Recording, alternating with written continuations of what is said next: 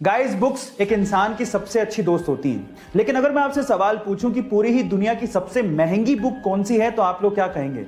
चलिए मैं आपको इसका जवाब देता हूं। उस महंगी बुक का नाम है द कोडेक्स ऑफ लिसेस्टर, जिसे बिल गेट्स ने 1994 में लगभग 30.8 मिलियन डॉलर से खरीदा था, यानी कि 200 करोड़ रुपए के लगभग इसको खरीदा था। लेकिन आज के टाइम पे अगर इन्फ्लेशन जोड़ दिया जाए तो उसकी कीमत 53 मिलियन डॉलर्स के करीब है। इस बुक को लियोनार्डो द विंसी ने खुद ने लिखा था। गाइस, आपको ये इंफॉर्मेशन कैसी लगी चैट सेक्शन में जरूर लिखेगा।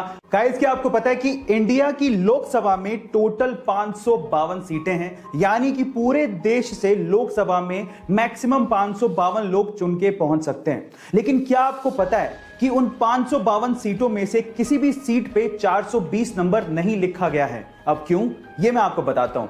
देखिए, आईपीसी की धारा के तहत 420 नंबर फोर्जरी यानी कि धोखाधड़ी के लिए इस्तेमाल किया जाता है, और इसी वजह से हमारे किसी भी लोकसभा सीट पे 420 नंबर नहीं लिखा गया है। इनफैक्ट जैसे ही 419 नंबर आता है तो उसकी अगली सीट को 420 नंबर की बजाय 419A कहा जाता है। गाइस, क्या आपको ये पहले से इंफॉर्मेशन पता थी? तो चैट सेक्शन में जरूर लिखिएगा। बेचना एक आर्ट है। आप जितने अलग तरीके से अपने प्रोडक्ट का विज्ञापन करेंगे, आपका प्रोडक्ट उतनी तेजी से लोगों के दिमाग में चढ़ने लगेगा और आपकी सेल्स भी बढ़ने लगेंगी। और कुछ ऐसा ही किया रेड बुल ने।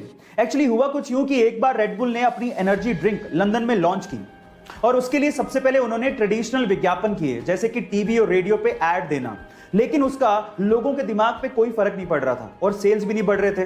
फिर रेड बुल वालों ने लगाया दिमाग। उन्होंने रेड बुल के खाली केन्स लिए और लंदन की सड़कों पे और डस्टबिन में डलवा दिए। अब जैसे लोग बाहर निकले और उन्होंने वो केन्स देखे तो लोगों को लगा कि ये ड्रिंक बहुत बिकती है, और उसके बाद उन्होंने रेड बुल को खरीदना शुरू किया और पीना शुरू कर दिया, जिससे रेड बुल की सेल्स अचानक से बढ़ गई। गाइस, कितना गजब का दिमाग लगाया ना। आपको ये आइडिया कैसा लगा चैट सेक्शन में जरूर लिखिए। इंडिया में जब भी किसी के पास पैसे होते हैं या फिर उनकी जेब अलाउ करती है तो वो अपनी पसंदीदा गाड़ी खरीदने के लिए शोरूम पहुंच जाते हैं।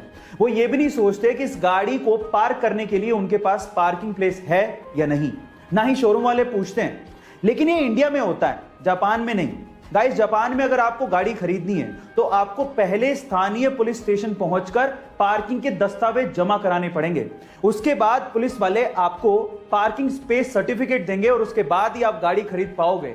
गाइस, क्या आपको भी लगता है कि इंडिया में भी ऐसा कुछ होना चाहिए? चैट सेक्शन में जरूर लिखिएगा। हम लोग भावात्मक तरीके से कई बार इंग्लिश को गलत बोलते हैं। कैसे, मैं आपको एग्जांपल के साथ बताता हूं। जैसे कि अगर किसी की शादी की सालगिरह है तो उसे मैरिज एनिवर्सरी नहीं कहते, उसे वेडिंग एनिवर्सरी कहते हैं।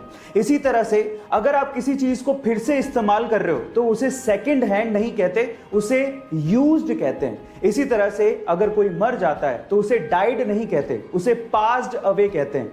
इसी तरह से अगर कोई गरीब है तो उसे पुअर नहीं कहते, उसे अंडर प्रिविलेज्ड कहते हैं। और फाइनली अगर कोई मोटा है तो उसे फैट नहीं कहते, उसे फुल फिगर्ड कहते हैं। गाइज, आपको इंग्लिश की ये नॉलेज कैसी लगी चैट सेक्शन में जरूर लिखिएगा। गाइज, अगर आप किसी डॉक्टर के पास कभी गए हो तो आपको देखने के बाद वो एक पर्ची पर दवाई लिख के देता है, लेकिन दवाई लिखने के बाद ऊपर ऊपर वो RX भी लिखता है। क्या आप उसका मतलब जानते हैं? इनफैक्ट बहुत सारे डॉक्टर्स भी उस RX का मतलब नहीं जानते।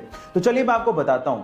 देखिए, एक्चुअली RX में R का मतलब है रेसिपियर, मतलब लेना, दवाई लेने के लिए बोला जा रहा है। और साथ ही साथ मिस्र में एक देवता है होरस, जिनकी आंख RX के जैसे दिखती है और उसे अच्छे स्वास्थ्य का प्रतीक माना जाता है। तो ओवरऑल अगर RX लिखा है तो उसका मतलब यह है कि दवाई लो और साथ में प्रभु का नाम लो, आप ठीक हो जाओगे। गाइस, आपको RX का ये मतलब सुन के कैसा लगा चैट सेक्शन में जरूर लिखिएगा। और ऐसे अमेजिंग वीडियोस के लिए यूट्यूब पे हमारे चैनल को सब्सक्राइब कर लीजिएगा, और अगर आप इंस्टाग्राम पे देख रहे हैं तो मुझे फॉलो करना मत भूलिएगा। मिलता है अगली वीडियो में।